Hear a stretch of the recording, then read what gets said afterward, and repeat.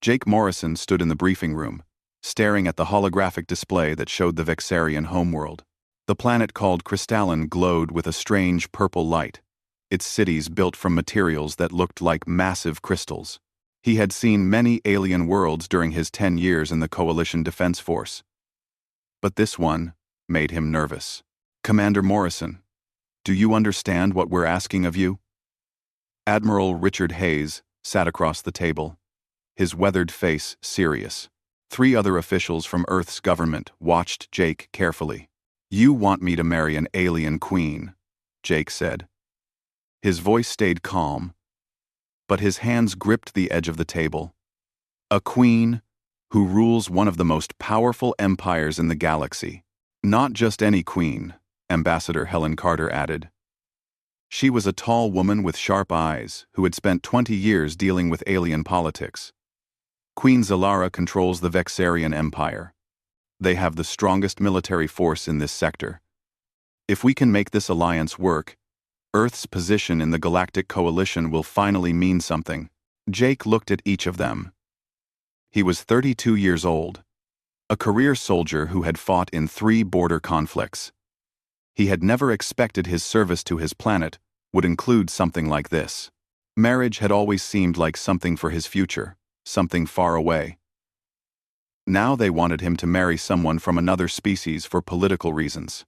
"Why me?" he asked. Admiral Hayes pulled up Jake's service record on the display. "You have the right background. Military experience, diplomatic training, and you've worked with alien species before. You're also single, which makes this easier. Queen Zalara requested someone with combat experience. She won't respect weakness. What do we know about her?" Jake studied the image that appeared on the screen. Queen Zalara stood nearly 8 feet tall, her body covered in crystalline skin that shimmered with violet and blue colors. Her face had a strange beauty, angular and sharp, with eyes that glowed like purple flames. Helen Carter spoke up. "The Vexarians are warriors. Their entire culture revolves around strength and honor. They've been part of the Coalition for 200 years. But they still look down on younger species like us. To them, humans are soft and weak. This marriage is their way of binding us to them without giving us real respect. Then why are we doing it?" Jake felt anger rise in his chest. "Because we need allies," the Admiral said firmly. "The Krill Dominion is expanding. Pirates raid our colonies. Other species ignore our diplomatic requests. If we have the Vexarian Empire backing us, everything changes. But we need you to make this work, Jake. We need you to show them that humans deserve respect." Jake stood and walked to the window. Outside, he could see the training grounds where new recruits practiced.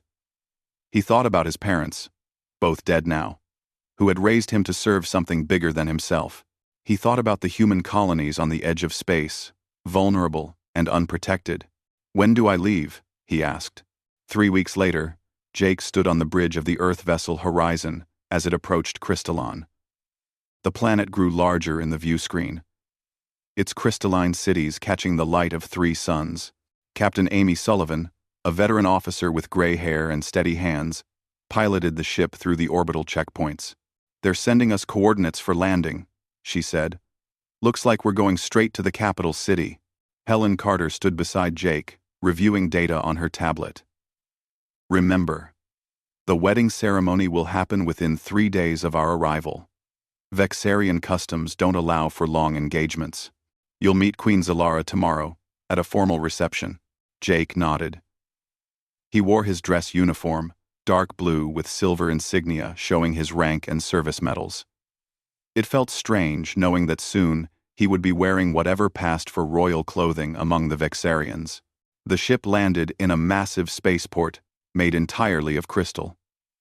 Vexarian guards met them at the bottom of the ramp, each one towering over the humans. Their crystalline skin looked hard as diamond, and they carried weapons that hummed with energy. The guard captain, whose skin was deep red instead of purple, looked down at Jake with obvious contempt. "The Queen waits," the captain said in heavily accented English. Follow. They walked through the crystal city, and Jake tried not to stare. Everything seemed designed to be beautiful and intimidating at the same time. Spires reached toward the sky, reflecting light in rainbow patterns. Vexarian citizens stopped to watch the humans pass, their glowing eyes full of curiosity and disdain. The palace made the rest of the city look small. It rose from the center of the capital, like a mountain of violet crystal, its towers reaching into the clouds. Guards lined the entrance, standing perfectly still like statues. Inside, the throne room stretched for hundreds of feet. The ceiling glowed with natural light filtered through crystal, painting everything in shades of purple and blue. At the far end, sitting on a throne that seemed carved from a single massive gemstone, was Queen Zalara. She watched them approach with an expression that gave nothing away. Jake walked forward, very aware that every eye in the room was on him. Vexarian nobles lined both sides of the throne room, their crystalline bodies making soft, chiming sounds when they moved. Jake stopped at the base of the throne platform and bowed, as Helen had taught him. Queen Zalara stood, and he realized the images hadn't captured how imposing she really was. She moved with grace despite her size, descending the steps until she stood directly in front of him. "So this is the human that Earth offers," she said. Her voice was deep and musical, each word perfectly pronounced. "You are smaller than I expected, Your Majesty." Jake kept his voice respectful but firm. "I'm honored to be here. Honored." She repeated the word like she was tasting it. "Do you know why I agreed to this arrangement, Commander Morrison?" "To strengthen ties between our peoples," he said. Zalara laughed, a sound like crystal bells. "No. I agreed because the Coalition Council pressured me. They want the Vexarian Empire to help protect human colonies from raids. This marriage is the price they negotiated." She circled him slowly, examining him from all angles. "I expect very little from you. You will live in the palace. You will attend certain ceremonies, but do not imagine you will have any real role in governing my empire." Jake felt his jaw tighten, but he kept his expression neutral. This was going to be harder than he thought. "The wedding will be in 2 days," Zalara announced to the court. "Prepare the ceremonies." She looked back at Jake. "My servants will show you to your quarters. They are in the East Wing, far from where I sleep. I'm sure you understand." She walked away without waiting for his response, her crystalline form catching the light as she moved. The court began to disperse, and Jake stood there, feeling very alone despite Helen standing beside him. "Well," Helen whispered, "that could have gone worse." Jake wasn't so sure.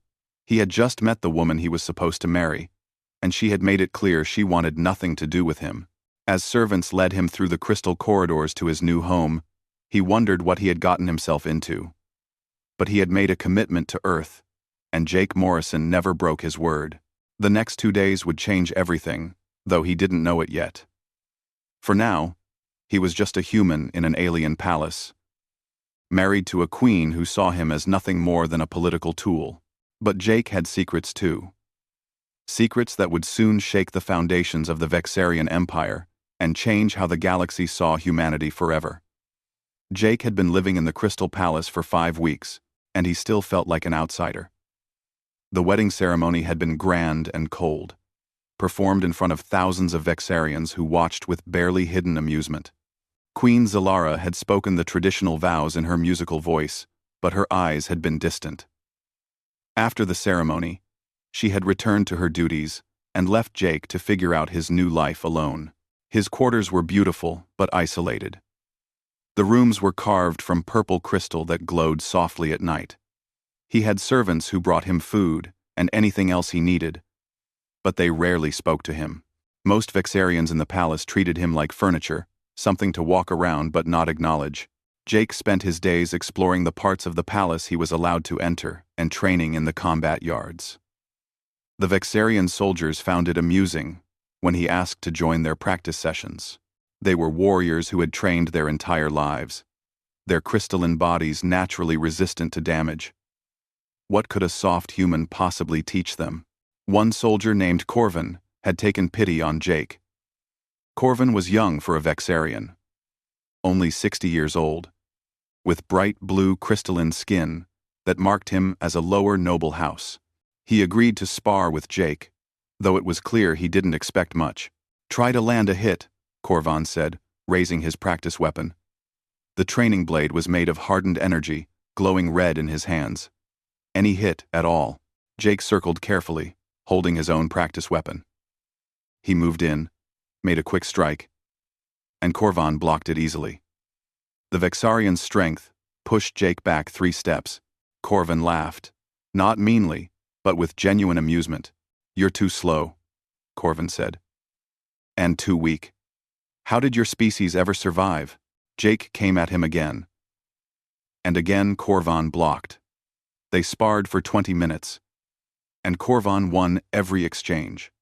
What Corvan didn't notice was that Jake was studying him. He watched how Vexarians moved, where they put their weight, what patterns they followed. He deliberately held back his real speed and strength, letting Corvan think humans were as weak as everyone believed.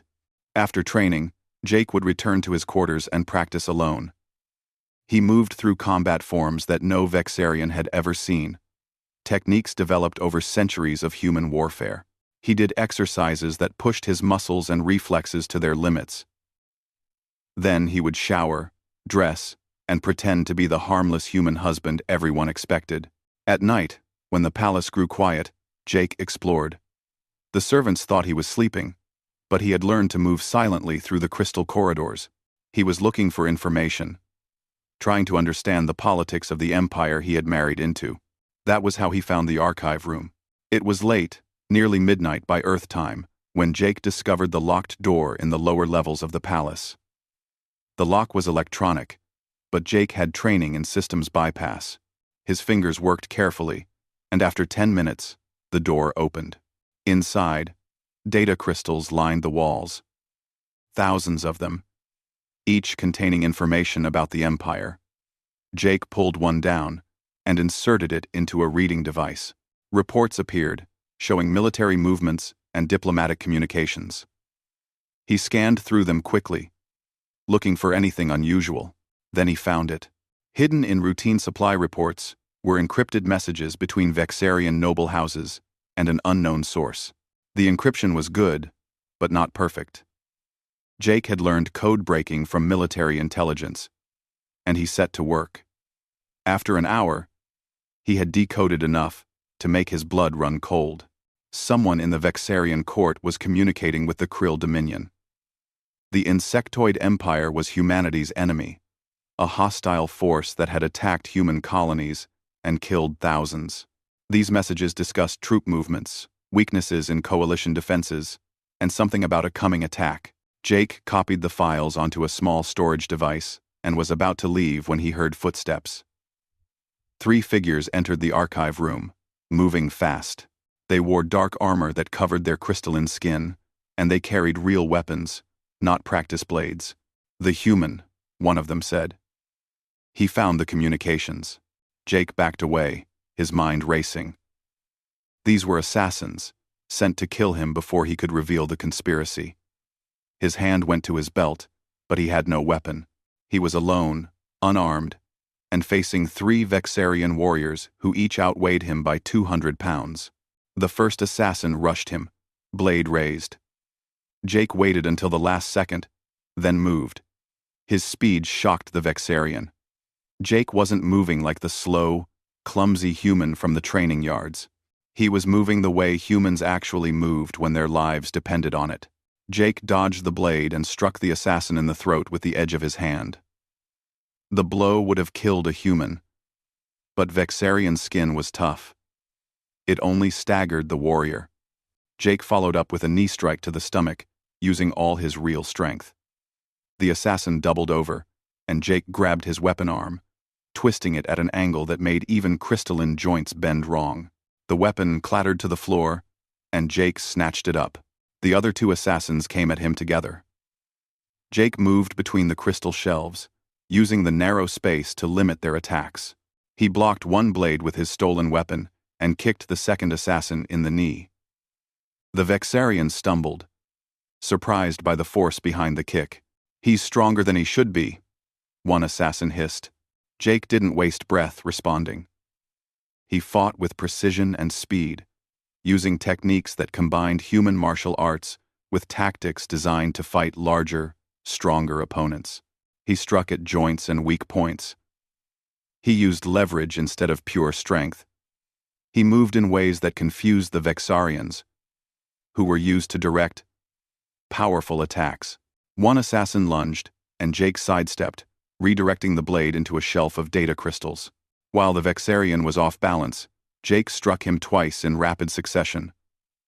Once in the ribs, and once across the head with the flat of the stolen blade. The warrior dropped. The remaining two assassins looked at each other, then at Jake. They were breathing hard, their confidence shaken. The soft human had taken down one of their team and was still standing. They attacked together, coordinating their strikes. Jake defended desperately, blocking and dodging. He was fast, but they were learning his patterns. A blade cut across his shoulder, and he felt hot pain as his uniform tore. Blood ran down his arm. Jake dropped low and swept the legs out from under one assassin. As the Vexarian fell, Jake grabbed a heavy data crystal and threw it. His aim was perfect, striking the last standing assassin in the face. The warrior staggered back, and Jake rushed in, delivering a series of strikes that finally put the assassin down. He stood there breathing hard, surrounded by 3 unconscious Vexarians. His shoulder hurt, and he could feel blood soaking his uniform. But he was alive. "What is happening here?" The voice echoed through the archive room. Queen Zilara stood in the doorway, flanked by 6 of her royal guards. She wore armor instead of her usual robes, and her hand rested on the sword at her hip. Her purple eyes blazed as she took in the scene. Jake straightened, still holding the blade. "Your Majesty, these 3 attacked me. I was researching in the archive when they came to kill me." Zilara walked forward slowly. Her guards moved to secure the unconscious assassins. She looked at Jake with an expression he couldn't read. "You defeated 3 Vexarian warriors. Alone. Unarmed. I found a weapon," Jake said. "After they attacked you." Zilara circled him, just like she had done when they first met. She was seeing him. Really seeing him. For the first time. "You move differently than you do in the training yards. Faster. Stronger. Why?" Jake made a decision. The secret was out anyway. Because in the training yards, I was being polite. Tonight, I was fighting to survive. He pulled out the storage device and held it up. "I came here looking for information. I found evidence that someone in your court is betraying the Empire to the Krill Dominion. These 3 were sent to stop me from revealing it." Zilara took the device and inserted it into her personal reader. Her face went very still as she read the decoded messages. When she looked up, her eyes burned with anger. But not at Jake. "You can read Vexarian military encryption," she said. "Yes. You can fight trained warriors." "Yes. What else have you been hiding?" Her voice was dangerous now. Jake met her eyes directly. "Everything. We let the galaxy think we're weak because we wanted to understand the political situation before revealing what we're really capable of. My people have been fighting wars for thousands of years. We've developed combat techniques and training methods that would surprise you. I've been holding back since I arrived, because those were my orders." Zilara stared at him for a long moment. Then, unexpectedly, she laughed.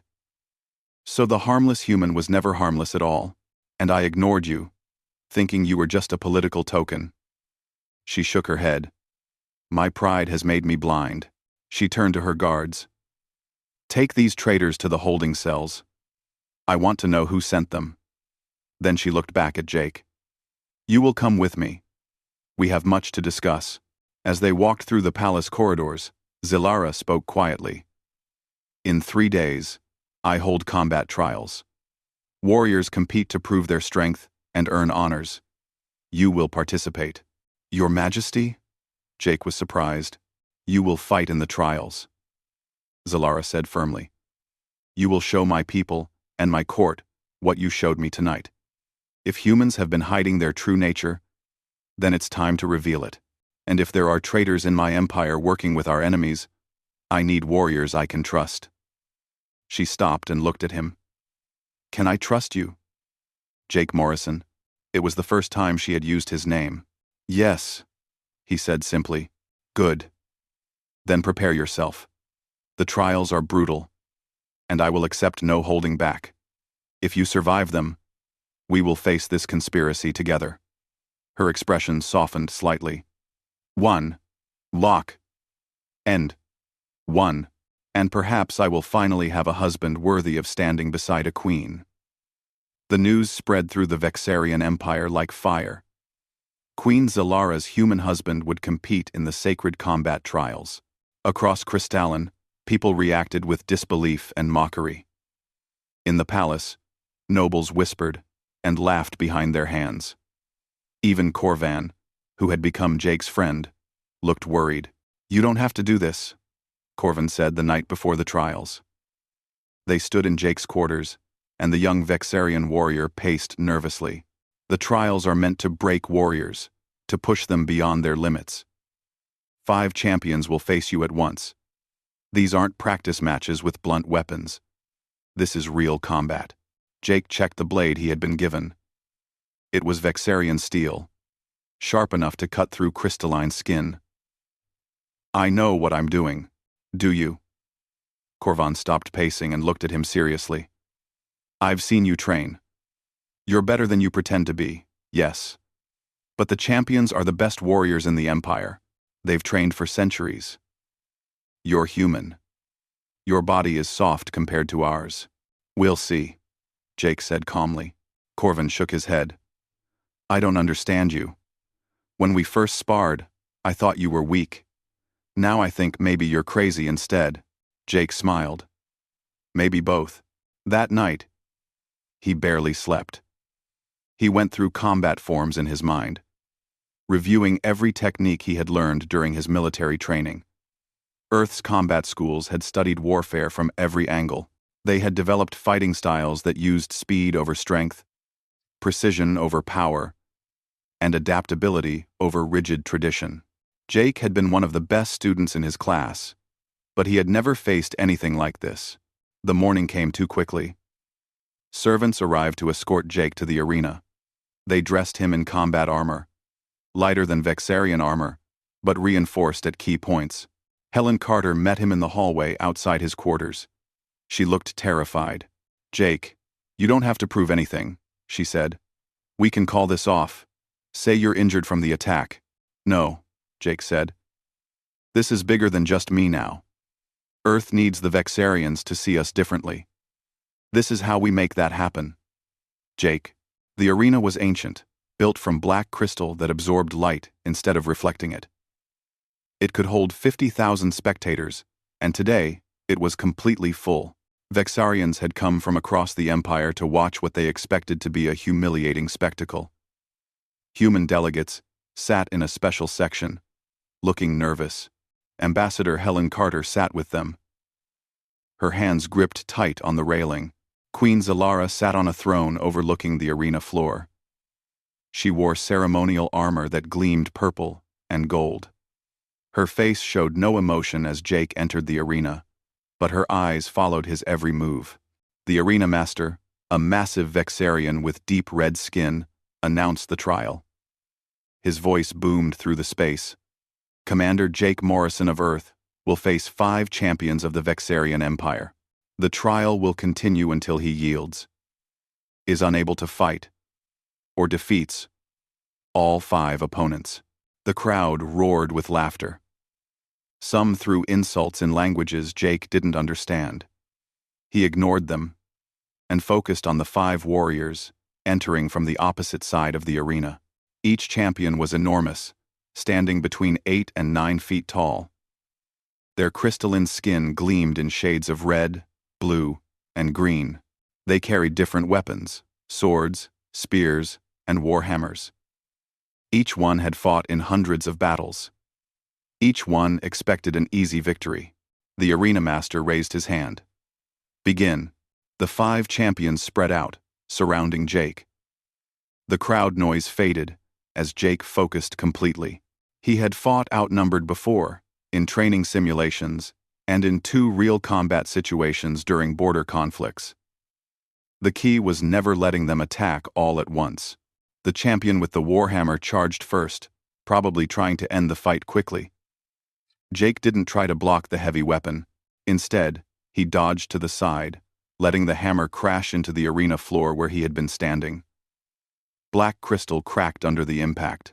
Jake moved in close, inside the hammer's reach, and struck the champion 3 times in rapid succession. Ribs, throat, and knee. The Vexarian grunted in pain and stumbled back. The crowd's laughter died down. A spear thrust toward Jake's back. He sensed it more than saw it and rolled forward. The spear passed over him, and he came up slashing with his blade. The edge caught the spear-wielding champion across the arm. Crystalline skin was tough, but Jake's blade was sharp and his strike was precise. Purple blood dripped onto the arena floor. Now the crowd was silent. They leaned forward, watching closely. The other 3 champions attacked together, trying to overwhelm him with coordinated strikes. Jake moved like water, flowing between their attacks. He blocked one sword with his blade and kicked another champion in the stomach with enough force to push the warrior back. The 3rd champion's sword cut across Jake's shoulder, tearing his armor and drawing blood. Pain sharpened Jake's focus. He spun and brought his blade down on the champion's weapon arm, cutting deep. The Vexarian dropped his sword with a cry of pain. 2 champions down or injured. 3, still fighting. The hammer-wielding warrior came at him again, angry now. Jake waited until the last possible moment, then dropped low and swept the champion's legs. The massive Vexarian crashed to the ground, and Jake was on him instantly, pressing his blade to the warrior's throat. "Yield," Jake said. The champion hesitated, pride fighting with survival. Finally, he yielded. The crowd murmured in amazement. A human had forced a Vexarian champion to surrender. The remaining champions attacked with desperation now. Jake fought defensively, conserving his energy. He was faster than them, and he used that advantage. While they relied on strength and direct attacks, Jake used angles and momentum. He made them work for every strike, made them chase him around the arena. The spear champion lunged, and Jake grabbed the spear shaft, redirecting it into another champion. Both warriors tangled together, and Jake struck while they were off balance. His blade cut across one warrior's leg, and a spinning kick connected with the other's head. Only one champion remained standing, the one whose arm Jake had cut earlier. The Vexarian warrior held his sword in his offhand, breathing hard. They circled each other slowly. "You fight well, human," the champion said. "Better than any of us expected." "Thank you," Jake said. He was breathing hard, too. His shoulder bleeding. His muscles burning. But his eyes were steady. The final champion attacked with everything he had left. Their blades met in a series of rapid exchanges. The sound of steel on steel rang through the silent arena. Jake blocked, parried, and countered. He was tired, but so was his opponent. Finally, Jake saw an opening. The champion overextended on a thrust, and Jake sidestepped, brought his blade around, and struck the warrior's sword hand. The champion's weapon flew across the arena. Jake's blade came to rest at the Vexarian's throat. "Yield," Jake said again. The champion looked into Jake's eyes and saw only determination. Slowly, the warrior knelt. "I yield. I yield." The arena exploded with noise. Not laughter this time, but shocked exclamations and confused shouting. 50,000 Vexarians had just watched a human defeat 5 of their best warriors. It wasn't possible, yet it had happened. Jake stood in the center of the arena, bleeding and exhausted. He looked up at Queen Zalara. She was standing now, her hand raised for silence. The crowd quieted. Commander Jake Morrison has proven himself in combat, Zalara announced, her voice carrying across the arena. He has shown courage, skill, and honor. Let no one in this empire speak of humans as weak again. She descended from her throne and walked onto the arena floor. The crowd watched in stunned silence as their queen approached the human. She stopped in front of Jake and extended her hand. "You have my respect," she said quietly, for his ears only. "And you have earned your place beside me." Jake took her hand. The gesture sent a clear message to everyone watching. Queen Zalara had accepted her human husband as an equal, but the celebration was short-lived. As they left the arena, a messenger ran up to Zalara. His crystalline skin was pale with fear. "Your Majesty, urgent news from the border. The Krill Dominion has launched an invasion fleet. They're targeting 3 coalition worlds, including a human colony called New Boston." Zalara's expression hardened. She looked at Jake. "The conspiracy we uncovered. This was their plan." "How many ships?" Jake asked the messenger. "Over 200 Krill warships, Majesty. And they're moving through Vexarian space, which means someone gave them safe passage." Queen Zalara's eyes blazed with fury. "Traitors! In my own empire!" She turned to her guards. "Summon the military council immediately. We need to mobilize the fleet." Then she looked at Jake. "Can Earth respond?" Jake thought about the human colonies under attack. The families who would die if the Krill weren't stopped. "Yes. But we'll need to reveal our real military strength. No more hiding." "1." Zalara nodded. "Then it's time for the galaxy to see what both our peoples can truly do." Together. As they rushed toward the palace war room, Jake realized everything was about to change. The trials had proven he could fight. Now he would have to prove that humanity could stand beside the Vexarian Empire as true allies. The real test was just beginning, and the stakes were millions of lives. Behind them, the crowd in the arena was still talking about what they had witnessed. Word would spread quickly across the Empire and beyond. The weak humans weren't so weak after all, and that changed everything about how the galaxy would see Earth from this day forward. The war room of the Vexarian Palace hummed with tension. Holographic displays showed the Krill invasion fleet moving through space like a swarm of insects. Queen Zalara stood at the center, surrounded by her military commanders. They argued loudly, their voices echoing off the crystal walls. "We need to mobilize the full Imperial fleet," General Vex said. His deep green crystalline skin marked him as one of the oldest military leaders. "Meet the Krill head-on, with overwhelming force." "That will take too long," another commander objected. "By the time we gather the fleet, the colonies will already be destroyed."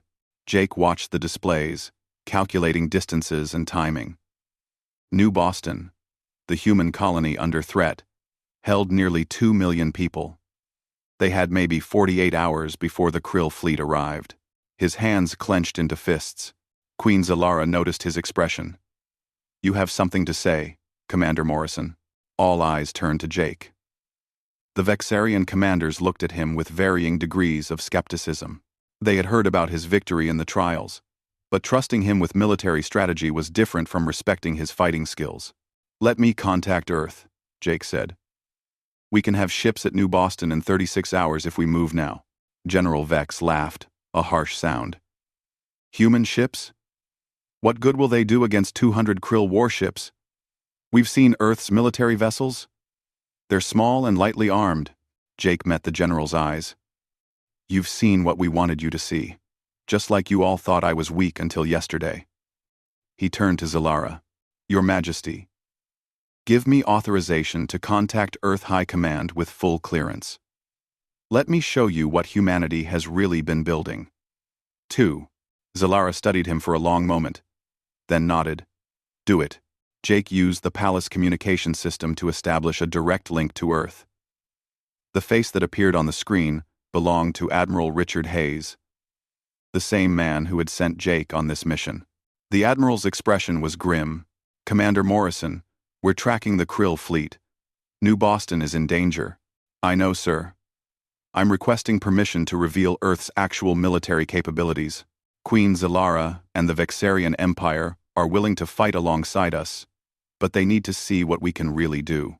Admiral Hayes was quiet for a moment. Then he nodded. Permission granted. It's time anyway.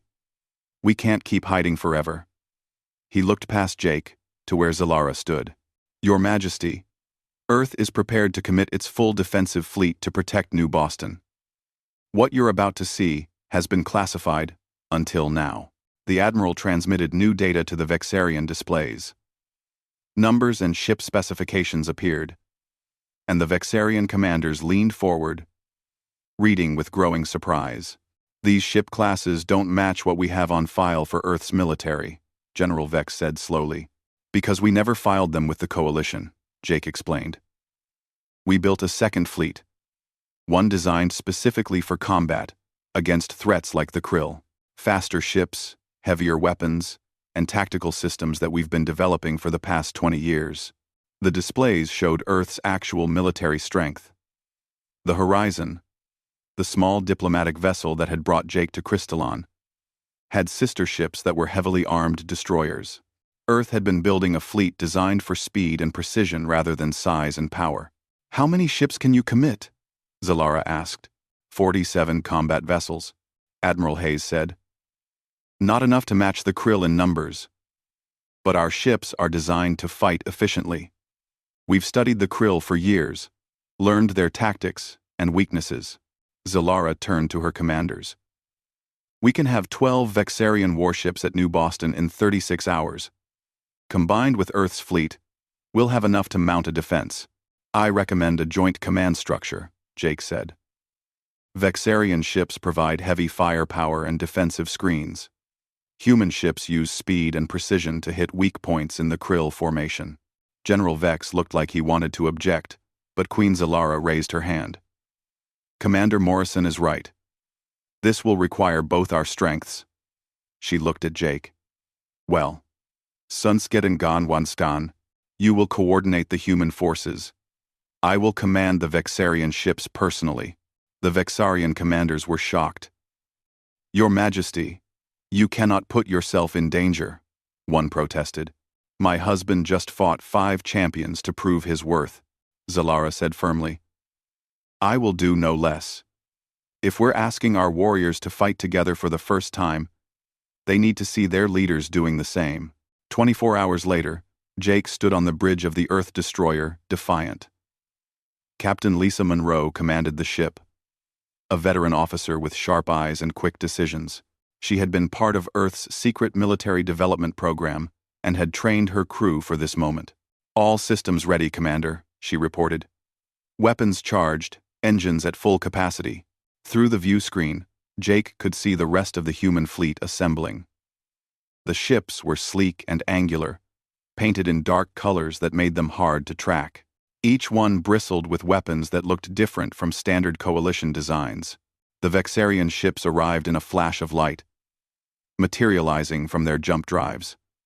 They were massive, compared to the human vessels, built like crystalline fortresses that could take tremendous punishment. The flagship, Crystalline Fury, was the largest. Queen Zalara's face appeared on the communication screen. Commander Morrison, the Vexarian fleet is ready. We've established a defensive perimeter around New Boston. Acknowledged, Your Majesty. Human fleet is moving into position. Jake studied the tactical display. The Krill will arrive in 6 hours. We need to use that time to prepare the battle space. They work together, positioning ships and setting up defensive fields. Jake explained human tactical doctrine to Zalara, and she shared Vexarian combat experience. Despite the language and cultural differences, they found a rhythm. Both were warriors who understood the importance of coordination. Captain Monroe watched them work and whispered to her first officer, I never thought I'd see a human giving tactical advice to the Vexarian queen. Times are changing, the officer replied. 5 hours passed in preparation. Then, the Krill fleet appeared on long-range sensors. 200 ships, exactly as reported, moving in a massive swarm formation. The krill were insectoid creatures who fought with overwhelming numbers and brutal efficiency. Their ships were organic, grown rather than built, and they could regenerate damage over time. All ships, battle stations, Jake ordered. His voice went out across the human fleet. Remember your training. We're faster than them. Use it. Queen Zalara's voice echoed across the Vexarian channels. Warriors of the Empire. Today, we fight beside our human allies. Show them the strength of Vexarian honor. The krill fleet entered weapons range and immediately opened fire. Green energy bolts streaked across space. The Vexarian ships raised their shields, absorbing the impacts with crystalline barriers that glowed under the assault. The human ships scattered, their smaller size and speed letting them dodge most of the incoming fire. All ships, execute Formation Delta, Jake commanded. The human fleet split into small groups, each containing 3 or 4 ships. They darted around the Vexarian vessels, using the larger ships as mobile cover while launching precision strikes at the krill fleet. Human weapons were designed to exploit weaknesses in organic krill armor, firing focused beams that burned through their hulls. A krill cruiser exploded, then another. The insectoid fleet adjusted, trying to surround the defenders, but every time they concentrated on the human ships, the Vexarian vessels hammered them with heavy weapons. Every time they targeted the Vexarians, the human ships struck from unexpected angles. It's working, Captain Monroe said, watching the tactical display. We're doing real damage, but the krill had numbers on their side. For every ship destroyed, 3 more took its place. The battle raged for hours, space filling with weapons, fire, and debris. Human ships took hits, their shields failing under sustained assault. One destroyer was destroyed, its crew lost. Jake felt each casualty like a knife to his heart, but he couldn't stop to mourn. Not yet. On the crystalline fury, Queen Zalara commanded her fleet with fierce determination. A krill boarding pod attached to her flagship, and insectoid warriors poured into the corridors. Zalara drew her sword and led her guards to repel them. She fought with the skill of someone who had trained for centuries, her blade cutting through krill armor. Jake monitored everything from the Defiant, coordinating both fleets while watching Zalara's situation. Captain Monroe, take us alongside the crystalline fury. They need support. The Defiant moved in close, its weapons targeting the krill ships that were concentrating fire on the Vexarian flagship. But more krill vessels were approaching, and sensors detected something new. Commander. Massive energy signature detected. The sensor officer called out. Something big is jumping in. A ship appeared that dwarfed everything else in the battle. It was a krill dreadnought, a massive organic vessel covered in weapons. Energy began gathering at its bow, a sickly green glow that grew brighter. What is that? Captain Monroe asked. Jake's blood ran cold as he recognized the energy signature. It's a planet killer. They're going to destroy New Boston. The weapon would fire in 10 minutes. Nothing in the fleet could stop it in time. The dreadnought's shields were too strong for conventional attacks to penetrate quickly enough. Jake made a decision that would change everything.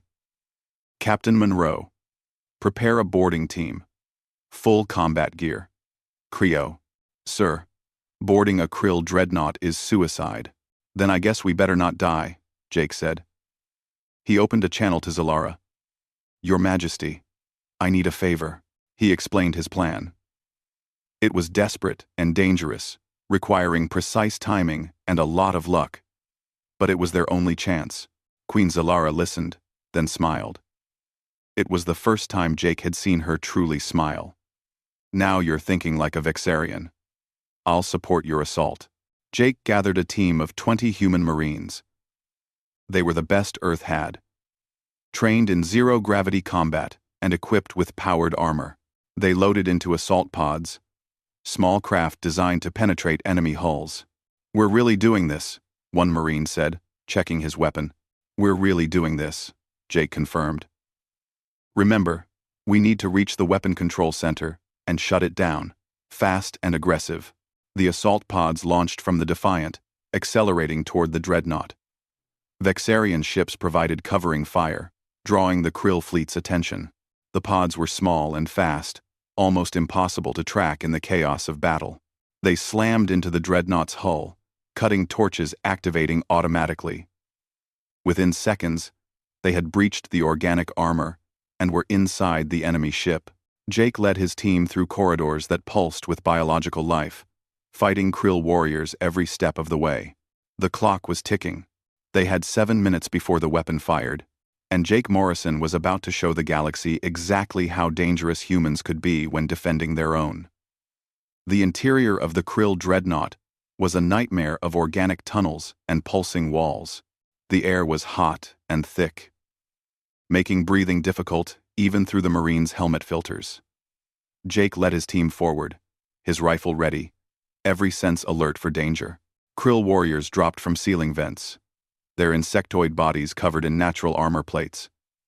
They hissed and clicked, mandibles snapping as they charged. Jake's team opened fire, their weapons designed specifically to penetrate Krill exoskeletons. The energy bolts burned through chitin and flesh, dropping warriors before they could close to melee range. "Keep moving," Jake ordered. They had 5 minutes left. A Marine named Danny Porter was beside him, carrying specialized equipment. Danny was young, only 24, but he was the best tech specialist in the fleet. "Commander, I'm tracking the energy signature. The weapon control center is 3 levels down and 200 meters forward. Fast route or safe route?" Jake asked, firing at another wave of Krill. "No safe routes on this ship, sir." "Then fast it is." Jake activated his helmet comm. "Captain Monroe, we're going deep. Tell the Vexarians to keep hitting this ship. We need them distracted." "Copy that." Monroe's voice crackled back. "You've got 4 minutes, 30 seconds. Jake's team reached a vertical shaft and dropped down using grapple lines. Krill warriors fired at them from above, but the Marines returned fire while descending. They hit the lower level hard, breaking into a run the moment their boots touched the deck. The corridor ahead was filled with Krill defenders. Jake threw a breaching charge, and the explosion cleared a path through organic wall material and enemy bodies. His team charged through the smoke, fighting at close quarters now. Jake used his rifle like a club when a Krill got too close, the powered armor giving him enough strength to knock the creature aside. 3 minutes, Danny called out. They burst into a large chamber that had to be the control center. Organic consoles covered the walls, operated by Krill technicians who turned to face the intruders. But defending them were 10 Krill warriors, bigger than the ones they had fought before. Elite guards. "Suppress them," Jake ordered. "Danny, get to those controls." The Marines laid down covering fire while Danny ran for the nearest console. The Krill guards charged, and close combat erupted across the chamber. Jake fought 2 warriors at once, his rifle empty now, using his combat knife and powered armor.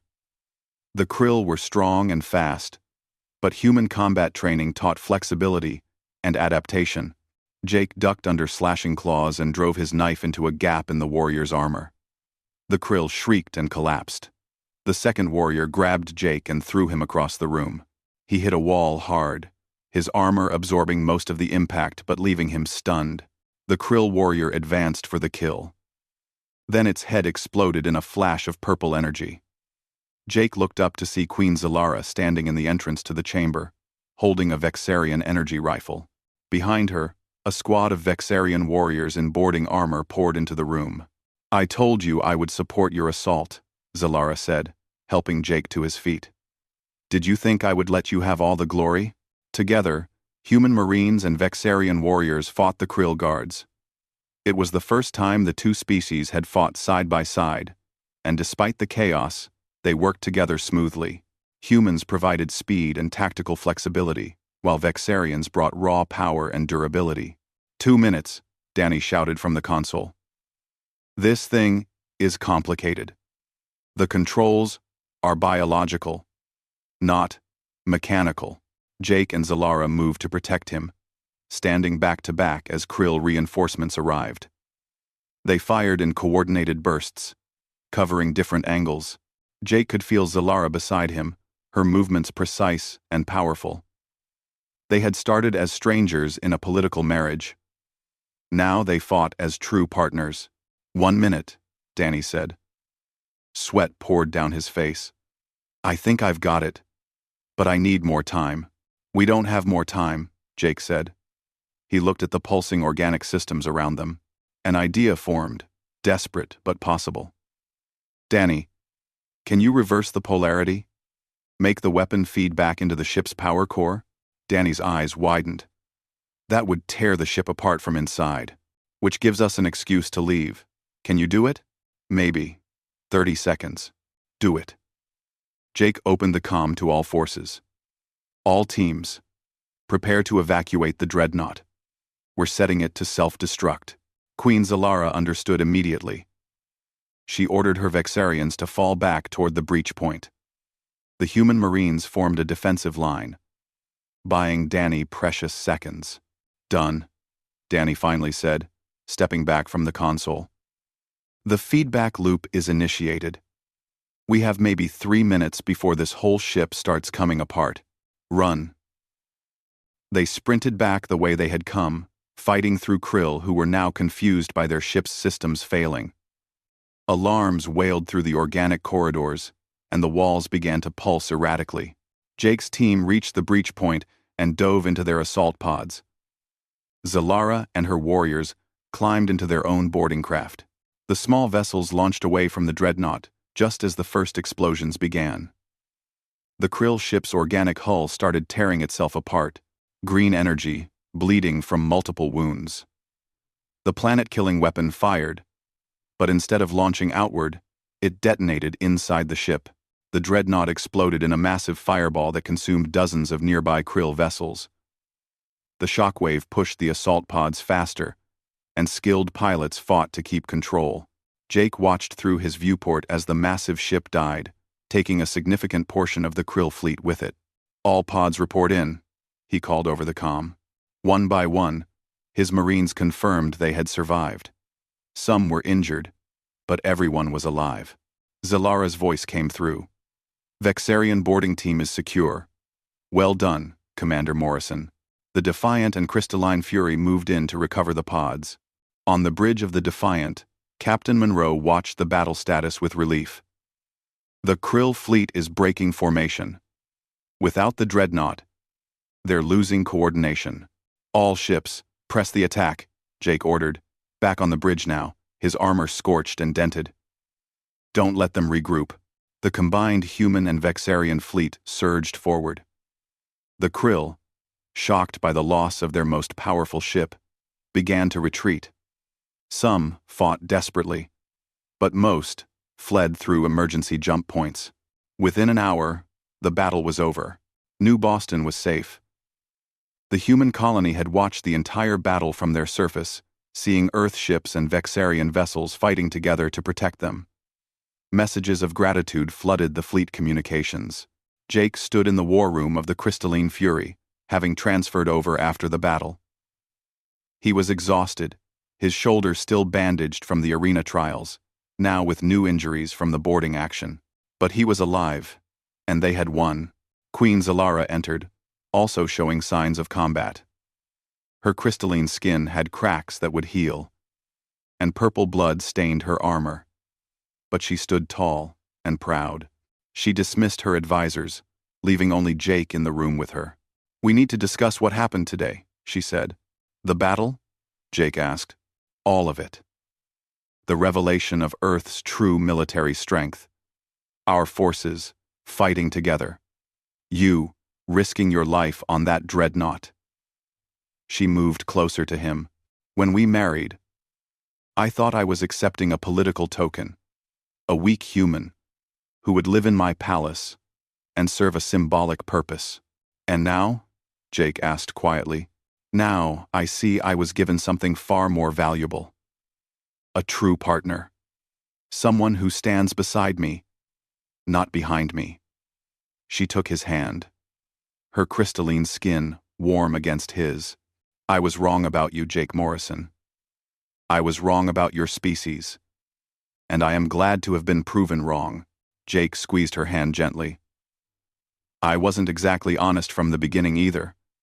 Earth has been hiding its capabilities for strategic reasons, but maybe it's time to stop hiding. Agreed. Zalara pulled up a holographic display showing reports from across the galaxy. News of the battle had spread quickly. The Galactic Coalition is demanding answers. How did Earth develop such advanced military technology without anyone knowing? Why did Vexarian and human forces coordinate so perfectly? What do you want to tell them? Jake asked. Zalara smiled. The truth. That the Vexarian Empire recognizes Earth as a true military power and equal partner. That we are formally proposing a permanent alliance, with joint military commands and shared technology development. The coalition will be shocked, Jake said. Good. They've underestimated both of us for too long. Zalara's expression became serious. But there's still the matter of the traitors in my court. The ones who helped the Krill plan this attack. I have the evidence we need, Jake said. The data I copied from the archive, plus communications intercepted during the battle. We can identify everyone involved. Over the next 3 days, the conspiracy was fully exposed. 12 Vexarian noble houses had been working with the Krill, motivated by greed and political ambition. They had believed the Krill would win, that they could profit from betraying their own empire. Queen Zalara's justice was swift and absolute. The traitors were stripped of their titles and exiled, but more important were the changes that came after. Earth and the Vexarian Empire signed a formal alliance treaty. Human officers would train alongside Vexarian warriors. Technology would be shared. Joint defense forces would protect both species' territories. A ceremony was held on Crystallon, broadcast across the galaxy. Jake stood beside Queen Zalara as she addressed the Galactic Coalition. Today marks a new era, Zalara announced, her voice carrying authority. The Vexarian Empire and Earth are united. We have fought together and bled together. Any who threaten one of us threatens both. Ambassador Helen Carter stood with other Earth representatives, smiling with pride. The human delegates had watched Jake transform from a political offering into a genuine leader. He had earned respect not just from Zalara, but from the entire Vexarian Empire. After the ceremony, Jake and Zalara walked through the palace gardens. It was the first quiet moment they had shared since the battle. The crystal flowers glowed softly in the evening light. What happens now? Jake asked. Now we build something new? Zalara said. An alliance that isn't based on one species dominating another, but on genuine partnership. It won't be easy. There will be cultural conflicts and disagreements. Probably, Jake agreed. But we'll work through them. Zalara stopped and looked at him. When this started, I saw our marriage as a burden. Now I see it as an opportunity. We can show both our peoples how to work together despite our differences. Together, Jake repeated, liking the sound of that word. They stood there in the garden as the 3 suns set over Crystallon, casting long shadows across the crystal city. Jake thought about his journey from Earth, about the trials he had faced and the battles he had fought. He had come to this world as a soldier following orders. But he had found something unexpected. He had found a partner. An equal. Someone who saw past species differences to the person underneath. And together, they had changed how the galaxy viewed both humans and Vexarians. In orbit above Crystallon, human and Vexarian ships patrolled together. On Earth, people celebrated their new alliance and the respect it brought. Across the Galactic Coalition, other species were reassessing their assumptions about humanity. The weak humans weren't weak at all. They had simply been patient, waiting for the right moment to reveal their true strength. And when that moment came, they had proven themselves worthy of standing beside the galaxy's greatest powers. Queen Zalara and Commander Jake Morrison had started as strangers bound by political necessity, but they had become something far more important. Proof that different species could not just coexist, but thrive together. Their marriage had been arranged by diplomats, but it had been forged in combat. and sealed in mutual respect. The galaxy would never underestimate humanity again. And the Vexarian Empire had found an ally that would stand with them against any threat. The future was full of challenges, but for the first time, both species would face those challenges together. As Jake and Zalara returned to the palace, their hands intertwined, they knew this was just the beginning. There would be more battles to fight, more obstacles to overcome, but they would face them as partners, as equals, and as proof that the strongest alliances are built not on power, but on trust and shared purpose. The story of how a human commander and an alien queen changed the galaxy had only just begun.